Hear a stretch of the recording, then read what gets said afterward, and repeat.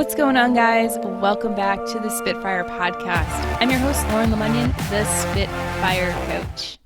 And holy crap, we have been through a lot. Last week, I put up an episode that I had recorded right before all of the news broke and things started really getting serious about the coronavirus. And today, we are not going to spend our time fear-mongering. We're not going to be in reactive mode. Today, we're focusing on helping us all access those pockets of opportunity, those pockets of joy. None of us know how long this is going to last. None of us know what's going to happen even next week or even tomorrow. So this is an opportunity for us to get in the driver's seat, to start taking control of our decisions, of our thoughts, of our beliefs and our actions, because honestly, that is the only thing that is within our control right now. More so than ever, this is the time to really root down into the universal principles, those core values that we all have, and we all have the opportunity to access. I know that things probably feel scary, they feel uncertain. You're probably in situations you never thought you would be, working from home and taking care of kids, of wondering, if there's going to be enough toilet paper or if there's going to be meat or supplies at the grocery store. But this is an opportunity for us to just take a breath, for us to get back to what's important and to start making choices, starting with our thoughts, that can help us be more informed, more powerful, and to really find opportunities to be creative. If this feels like too much of a stretch right now, it's fine. This is just an opportunity for you to come back to it, come back to this recording or anything else that we talk about, to plant some seeds for the future. We may not know what the future holds, but we do know who we are, and that can remain constant. So I'm going to read for you an article I actually wrote on March 12th. It was probably March 12th or 11th. I was asked by a friend who runs a community of association professionals to put something together on how can people feel more in control, less stressed during disruptions, during fear, during crisis. And I wrote this in 15 minutes because I was so clear on moments of opportunity, of seeing firsthand where the people around me were finding pockets of joy, where they were looking for opportunities to be thankful and to show gratitude. So I'm going to read to you from it, and I'm going to expand a little bit about how we can all put this into practice. So if you're interested in reading the full article, I will make it available in the show notes, or you can go to associationchat.com and just type in Finding Pockets or my name and it'll come up. Okay, so the title is Finding Pockets of Opportunity During Fear and Crisis: How to Handle the Stress of Uncertainty and Disrupted Routines. To say that things feel different would be an understatement. To say that people feel unsettled would be the tip of the iceberg. The past few weeks have built up to a crescendo of cancellations, fear, and uncertainty. So what do we do when everything feels scary and unknown? This is the question that has been popping up in my private sessions with professionals and business owners and in my own household. My partner and I are both self-employed. He's a full-time musician who relies on entertaining crowds of people in person. I'm a full-time executive coach who works remotely with clients 80 to 100% of the time. This is an opportunity for us to pivot. This is an opportunity for us to say, what can we do with this now? Knowing that cancellations will continue, knowing that we don't know what our new normal looks like, how do we use what we have to make a better decision for us? Now, anxiety and stress are not to be ignored. They exist to signal that we need to pay attention to something. And when we acknowledge it and get curious about it, we can gain insight into a strategy to move forward. This is exactly what happened around this time, March 12th, March 13th. The news started to come up. And instead of being afraid, we started to think about what was important to us. What was important for us individually, what was important to us as a unit, as a partnership, and what was important to our business and our purpose. We needed to make sure that everything was in alignment so that we can make really confident decisions instead of reactive impulses. So when I found myself with a tightening in my chest, when the news started to come in, I stopped and I asked myself, what do you need right now? Where do you need to feel supported? and it turns out I needed to breathe. I needed to laugh. I needed to talk to friends. I needed to come up with a plan to take care of my clients and my business. And this can become a method for you to create and capture pockets of inspiration and opportunity. So here are some questions that I want you to think about. And think about them in this order, because this is where everything will start to click together. The first question is, how can I be of service to myself? So what do I need? What are my basic needs that need to be paid attention to, that need to be served? Is it rest? Is it taking a shower, brushing my teeth, connecting with family and friends, journaling and getting ideas out of my head? What is it that I need right now? Not in a week, not in a month, but right now. If you just take a moment to close your eyes and breathe, what is that fear and anxiety asking you to pay attention to? So spend a little time there. And then ask yourself, how can I be of service to my family? So family can be friends. It can be the people that are closest to you in your inner circle. How can you be of service to them? For me, I've been reaching out to everyone that I have their phone number, that I know has an iPhone, and I have FaceTime conversations. If I get a text message from someone, I pick up the phone and I FaceTime them. I don't care what they look like. I don't care if they've showered. I need to see their face and they need to see mine.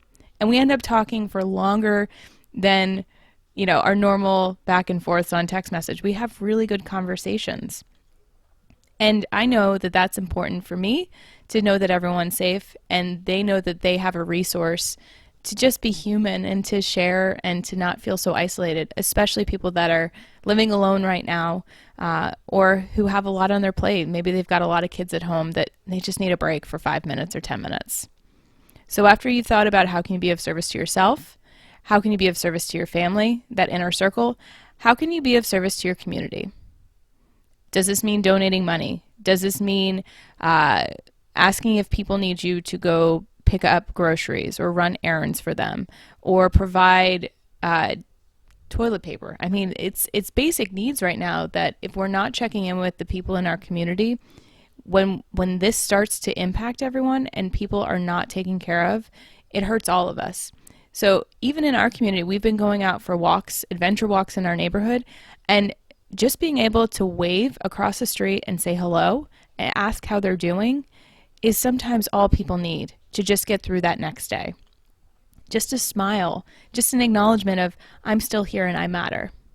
So if you can't donate financially, that's fine. If you're not feeling safe going outside, that's okay too. What are some online groups or ways that you can reach out beyond your inner circle to just let people know that you're thinking of them? Maybe it's a letter writing campaign, or it's sending postcards, or posting pictures of your favorite memories in the community. Think creatively about this. Think about anything that sparks joy in you that you want to share with other people. And then once you've taken care of yourself, the people in your inner circle, your community, then you can think about how to be of service to your clients, your customers, your members.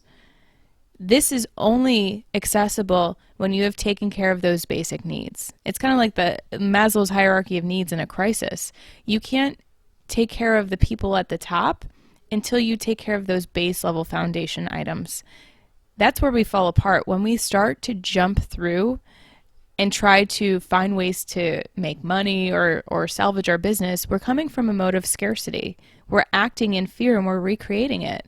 So we have to be really intentional about why we're doing things and what people actually need from us. So once we've seen that need in ourselves, we can connect it to the needs in our inner circle. We can connect it to the needs in our community, and then we can connect it to the needs of our customers and our clients and our members and our business. And this is where you have the opportunity to pivot. Now, if you're not at this point, if you're not finding that clarity, there's probably a lot of fear. So what do you do if the fear is paralyzing and draining you? So here's an exercise that I use with a lot of my clients who are experiencing anxiety. These are not people who have anxiety disorders, but people who find kind of pattern-based anxiety that comes up in their life. So this is something that you can do right here, right now, whenever things start to feel like they're happening at you or to you. So start with what is within your control. Ask yourself, what's in my control right now?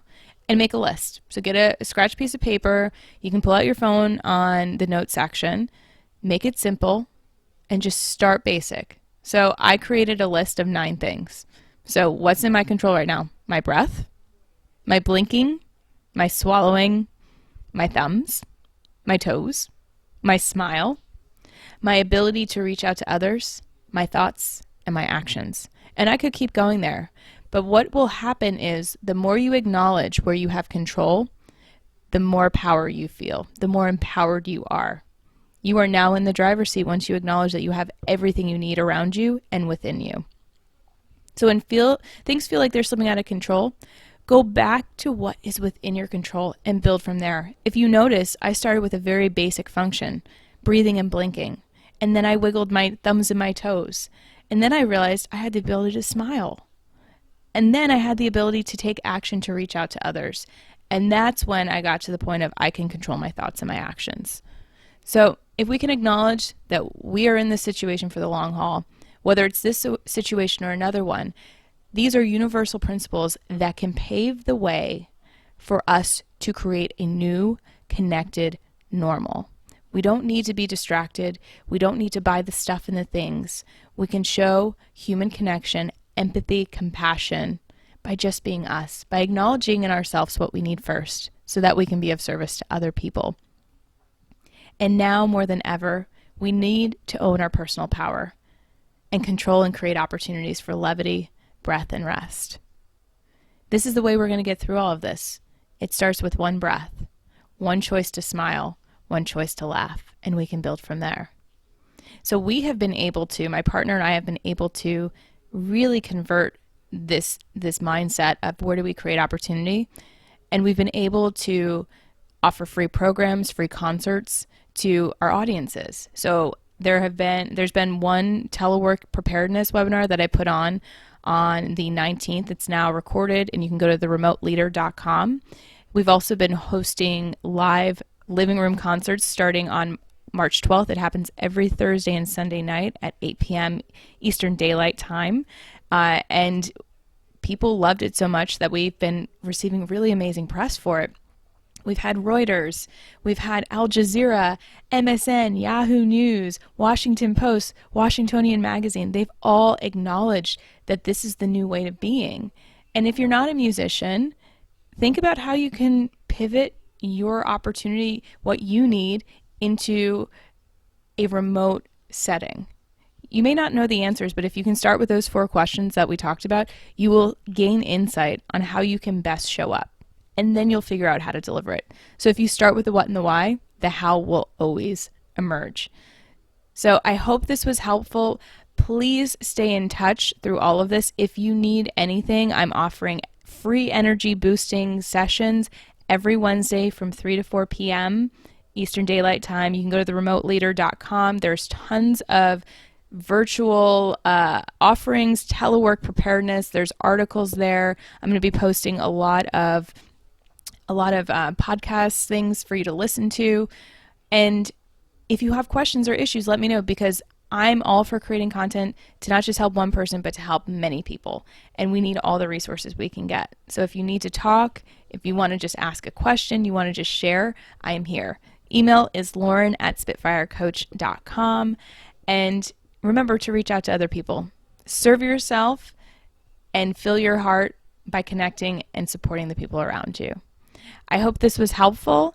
If you need anything, I'm here. And I hope to see you guys at a live concert. Go to facebook.com/Justin Trawick Music. And that's spelled Trawick. I'll put a link in the show notes, and you'll get to see Jersey Fresh come out. There's a live recording of our first show that we did. I believe it was from, I think I put up on Sunday. So it would be on the... I don't even know anymore. The days are all melding together. Don't quote me on that. Just check out the Remote Leader. I'll put the links up there. And you guys keep being awesome.